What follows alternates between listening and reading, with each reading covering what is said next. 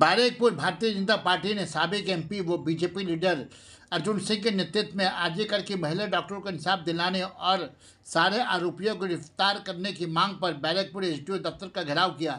जबरदस्त मुजाहरा के साथ ममता बनर्जी सरकार को बंगाल से उखाड़ फेंकने की बात कही। अर्जुन सिंह ने कहा, राज्य के बीजेपी ने 4 सितंबर रात बंगाल दखल करने की पुकार दी है। 4 सितंबर बारेकपुर बीजेपी रात 12 बजे से 4 बजे सुबह तक आरजीकर की महिला डॉक्टरों को इंसाफ दिलाने के लिए सड़कों पर उतरेगी और मुजाहरा करेंगी।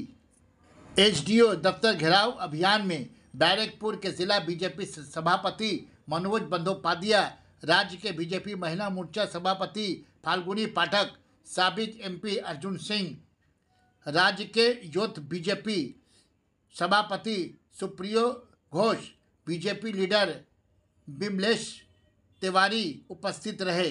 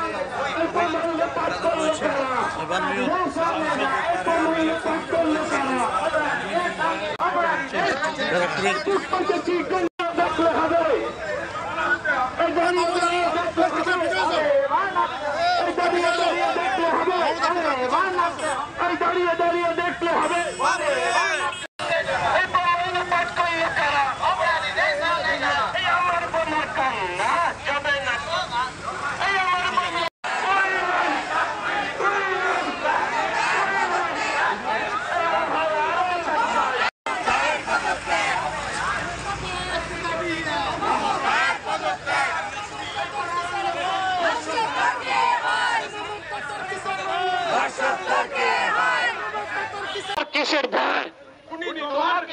এই বুকপাতাছি গুলিকার, এই বুকপাতাছি গুলিকার কিসের ভয়? পুলিশ তোমার কে?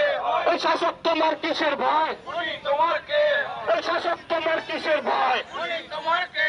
এই শাসক তোমার কিসের ভয়? পুলিশ তোমার কে? মধ্যেই 9 তারিখে ঘটে গেল এক বর্বরচিত ঘটনা।